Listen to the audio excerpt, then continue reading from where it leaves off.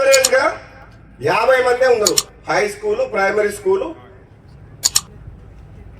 ZPS ఏమంటే 5th class వరకు primary, upper primary, high school.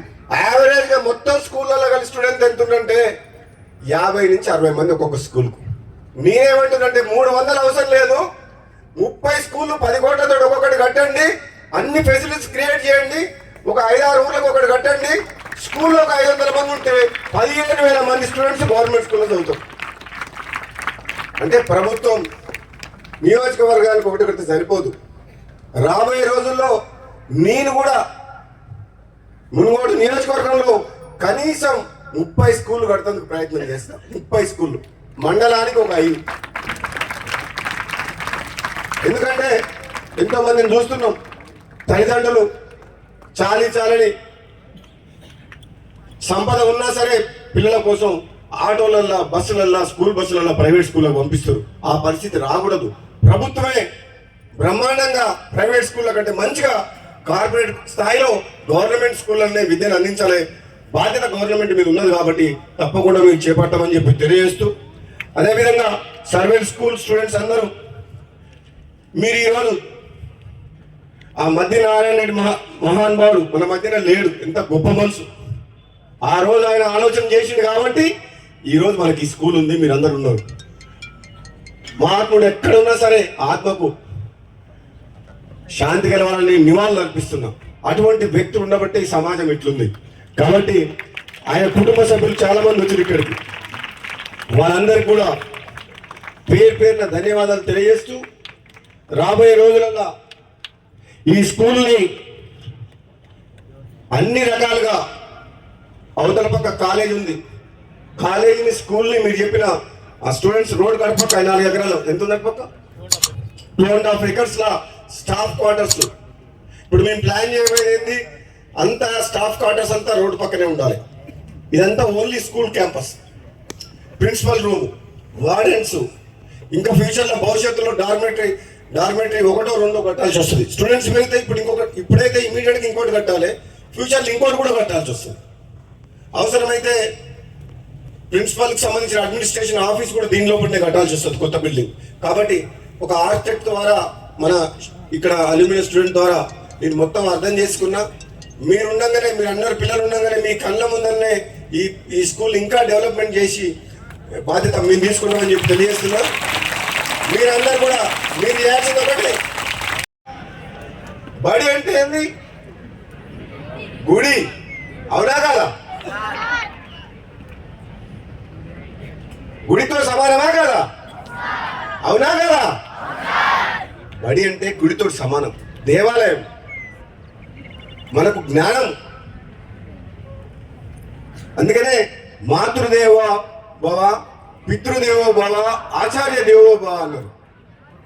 అంటే తల్లిదండ్రులు కానీ పెంచి పెద్ద చేస్తే, గురువు ఉపాధ్యాయుడు జ్ఞానం ఇస్తే దాంతో మన జీవితం కొనసాగుతుంది. అందుకని మన జీవితం స్టార్ట్ అయ్యేది ఇక్కడ. వాళ్ళు కన్నవాళ్ళు, వీళ్ళు బతుకుతేనూ నేర్పిస్తారు, నీ జ్ఞాన సముపార్జన నేర్పిస్తారు. కాబట్టి ఇది దేవాలయంతో సమానం. నేను మొన్న వచ్చిపోయిన తర్వాత నాకు ఇదే అంటుంది, ఇంకా కట్టాలి, 600 కాదు, ఫ్యూచర్లో ఇక్కడ 1000 మంది 2000 మంది ఉండాలి అని చెప్పి. అంటే మనకు స్థలం ఉంది, బిల్డింగ్స్ కట్టుకోవచ్చు. ఇప్పుడు గవర్నమెంట్ స్కూళ్ళలో స్ట్రెంత్ లేదు, ఎవరిని చూసినా ప్రైవేట్ స్కూల్లో పోతున్నారు. మామూలుగా కూలి వేటలు కూడా ఎక్కడ పంపిస్తున్నారు అంటే ప్రైవేట్ స్కూల్ పంపిస్తారు.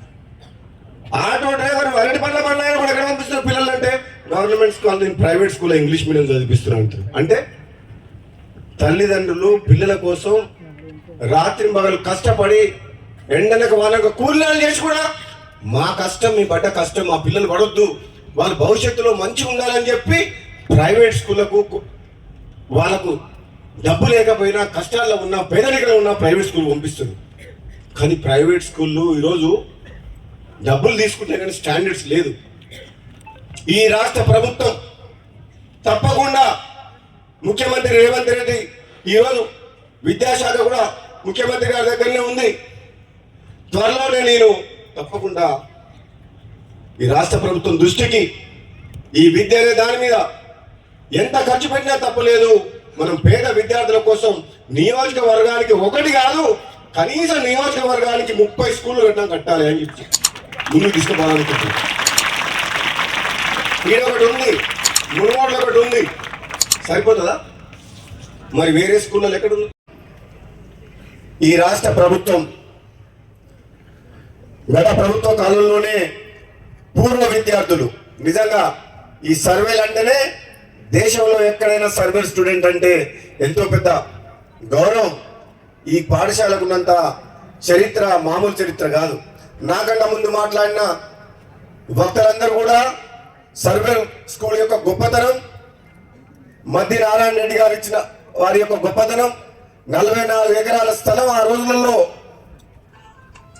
కలకట్టాలో ఎక్కడో రవీంద్రనాథ్ ఠాగూర్ గారు వెనగొట్టిన ఒక స్కూల్ గురుకులం చూసి ఇక్కడికి వచ్చి ఈ భూదానం చేయడం అనేది గొప్ప విషయం. ఆనాటి ముఖ్యమంత్రి పివి నరసింహారావు గారు, దివంగత ప్రధానమంత్రి పివి నరసింహారావు గారి చేతుల మీదుగా ఈ మునుగోడు నియోజకవర్గంలో ఈ స్కూల్ ప్రారంభం కావడం అంటే అది ఒక మన అదృష్టంగా భావించాలి. ఎందుకంటే ఉమ్మడి ఆంధ్రప్రదేశ్లోనే, బహుశా భారతదేశంలోనే మొట్టమొదటి గురుకుల పాఠశాల అనుకుంటా. దీనికి ఒక చరిత్ర ఉంది. ఎంతో మంది పేద విద్యార్థులు ఆనాడు కులాల మతాలకు అతీతంగా ఒక్క దగ్గర చదువుకొని పెద్ద పెద్ద స్థాయిలో ఐఏఎస్, ఐపీఎస్లు, డాక్టర్లు, మంచి మంచి హోదాలో ఉన్నారు. వాళ్ళందరి ఆలోచననే ఈరోజు సర్వేల్ గురుకుల పాఠశాలకి ఇంత పెద్ద బిల్డింగ్స్ వచ్చినాయి.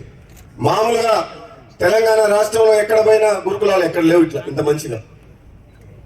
అంటే చదువుకున్న వాళ్ళు పెద్ద పెద్ద స్థానాలకు పోయిన తర్వాత అద్భుతాలు సృష్టించవచ్చు. రాజకీయ నాయకులు కావచ్చు, డాక్టర్లు కావచ్చు, శాస్త్రవేత్తలు కావచ్చు. ఒక చదివే ఒక ఆయుధం, దాన్ని ఎవరు దొంగిలించలేరు. ఆ ఆయుధం ముందు ఏది పనికిరాదు. ఆ చదువు అనే ఆయుధంతో ఉన్నత శిఖరాలకు చేరుకొని దేశ అభివృద్ధిలో, సమాజంలో, అన్ని రంగాల్లో ఈరోజు చదువుకున్న వ్యక్తులే రాణించగలుగుతున్నారు. కానీ చదువుకున్న వ్యక్తికి ఒక డాక్టర్కు ఉన్నంత గౌరవం ఉండదు. డబ్బులున్నంత మాత్రాన సరిపోదు. దానగుణం ఉండాలి, దయాగుణం ఉండాలి, సమాజం కోసం కట్టుబడి ఉండాలి. ఈరోజు ఒక్క మాట దివీస్ సుధాకర్ గారిని అడిగితే చాలా రోజులు పడుతుంది ఫర్నిచర్ తేవాలంటే, గవర్నమెంట్ తరఫు అంటే, అయ్యో ఇంత మంచి బిల్డింగ్ కట్టిండ్రు, ఇప్పటికే లేట్ అయిపోయింది, దీన్ని వెంటనే ఫర్నిచర్ తీసుకురావాలని సుధాకర్ గారిని అడిగితే ఒక పెద్ద మనసుతోటి, గొప్ప మనసుతోటి వాళ్ళ మేనేజ్మెంట్ తో మాట్లాడి ₹1 కోటి ఫర్నిచరు వెంటనే. అది కూడా గొప్పతనం ఏంటంటే దివీస్ వాళ్ళు ఎక్కడ పడితే అక్కడ కొనలేదు. ఏది పడుతుంది ఏదో అడిగింది కదా అని చెప్పి ఇయ్యలేదు. క్వాలిటీ చూసి ఎక్కడ మంచిగా దొరుకుతాయి మంచాలు, చైర్లు ఎక్కడ దొరుకుతాయి, వాటిని ఎంక్వైరీ చేసి 10 రకాల కొటేషన్లు తీసుకొని నా మనుషులు ఆయన మనుషులు కలిసి నెల రోజులు మొత్తం రీసెర్చ్ చేసిన తర్వాత మంచి క్వాలిటీ తీసుకొచ్చారు. ఎందుకంటే ఒక 10 కాలాల పాటు ఈ విద్యార్థులకు ఉండాలి అని చెప్పి, మెయింటెనెన్స్ ప్రాబ్లం రావద్దు, రిపేర్ రావద్దు అని చెప్పి. నిజంగా ఈరోజు కార్డు చూస్తే నాకు అదే అనిపించింది. ఇది 50 ఏళ్ళైనా మంచం ఖరాబ్ కాదు. ఆ డైనింగ్ టేబుల్ పోతే చూస్తే ఎంత బ్రహ్మాండంగా ఉన్నాయంటే టేబుల్, చైర్లు, డైనింగ్ బెంచెస్ చాలా స్టాండర్డ్ గా ఉన్నాయి. మీరు చూసిండ్రా? లోపల పోయి చూసొచ్చిండ్రా? చూడలేదా? ఇంకా చూసిండ్రా? మంచిగుందా ఫర్నిచరు? మరి మీకోసం మీరు కష్టపడి చదువుకుంటున్నారు, తల్లిదండ్రులను వదిలిపెట్టొచ్చి ఇంత చిన్న వయసులో రాత్రి పగలు చలి కూడా కష్టపడుతున్నారని చెప్పి, అంత ముందుకు ఎప్పుడో కట్టిన బిల్డింగ్స్ మంచిగా లేవని చెప్పి, డార్మెటరీ మంచిగా లేదని చెప్పి నేను రోజు అదే అనుకుంటున్నా. మేము హైదరాబాద్లో హెచ్చగా బ్లాకెట్ కప్పుకొని అనుకుంటున్నాం, ఇంకెప్పుడు వస్తుంది ఫర్నిచర్, ఇంకెప్పుడు వస్తుంది ఫర్నిచర్, పిల్లలు చలికి సస్తున్నారు అని చెప్పి రోజు ఫోన్ చేస్తున్నా. మీకోసం ఒక 100 ఫోన్లు చేసిన, 100 ఫోన్లు వీడికి వచ్చిపోయినప్పటి నుంచి కనీసం 100 సార్లు ఫోన్ చేసి ఉంటాం. రమణకుమార్ గారు తెలుసు, సుధాకర్ గారు తెలుసు, మా ఇక్కడ లేడు ఇప్పుడు మా పబ్బు రాజు గౌడ్ ఉండే, ఈయనమ్మడి పెట్టిన మనిషిని పెట్టిన. ఇక్కడ పబ్బు రాజు గౌడ్ చౌటుపల మండలం మల్కాపూర్ ఎక్స్ సర్పంచ్, ఈ సుధాకర్ వెనకాల వాళ్ళ ఆఫీస్ వెనకాల మనిషిని పెట్టిన. నిద్ర మోనీయలే. నేను చెప్పిన మనం ఎన్ని వసతులు ఉన్నాయి, ఇంత బాగున్నాం కదా, పిల్లలు చలికి చస్తున్నారు, చలికాలం వచ్చింది, ఆ కొత్త బిల్డింగ్ రెడీ అయింది, కనీసం ఫర్నిచర్ అన్ని కోట్లు పెట్టినాం, ఈ పెద్ద పని కాదు అని చెప్పేసి.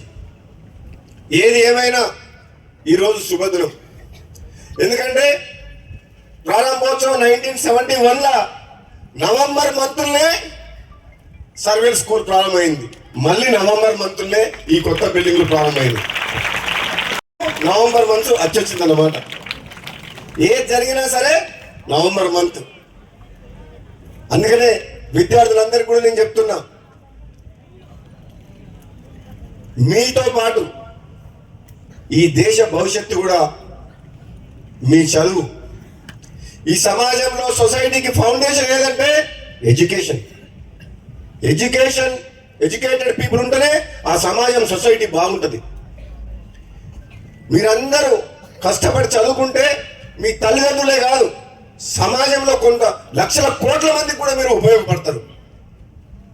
మీకోసం, మీ కుటుంబం కోసం కాదు, సమాజం కోసం పనిచేయచ్చు.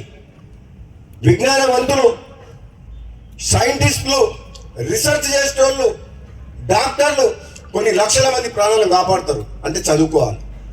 చదువు ఒక్కటే మనల్ని కాపాడగలుగుతుంది. సమాజం కోసం, దేశం కోసం కష్టపడాలంటే చదువు ఒక్కటే మీకున్న ఏకైక లక్ష్యం. మీరు కష్టపడి చదువుకోవాలి.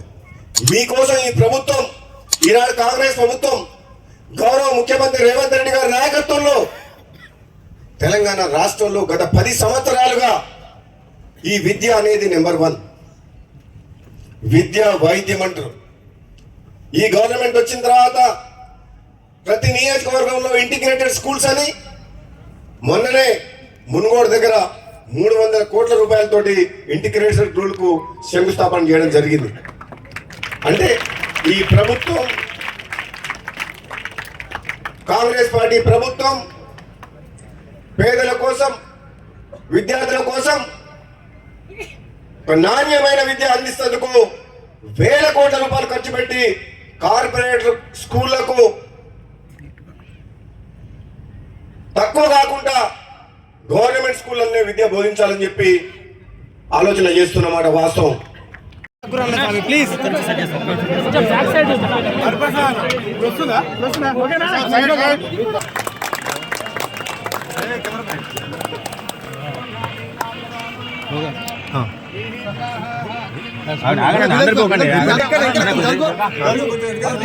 అడ్డం కోసం ఫోటో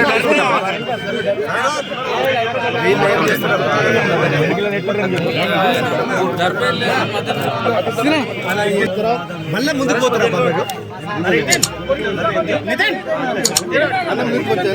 నువ్వు పక్కన ఇందాక వస్తారా? అందరూ వస్తారు. అందరూ అయిపోయిందా?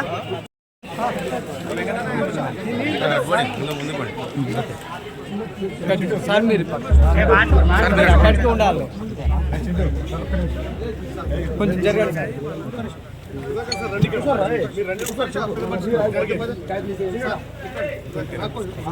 అన్న వాట్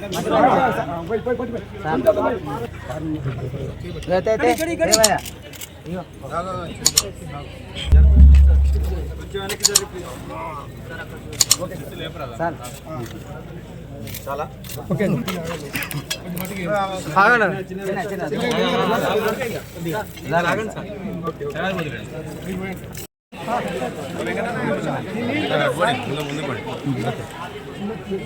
సార్ మీరు కడికి ఉండాలి. కొంచెం జరగండి సార్.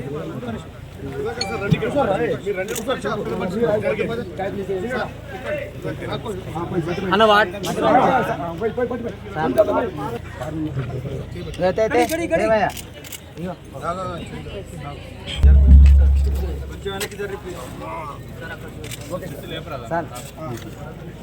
చాలా ఓకే.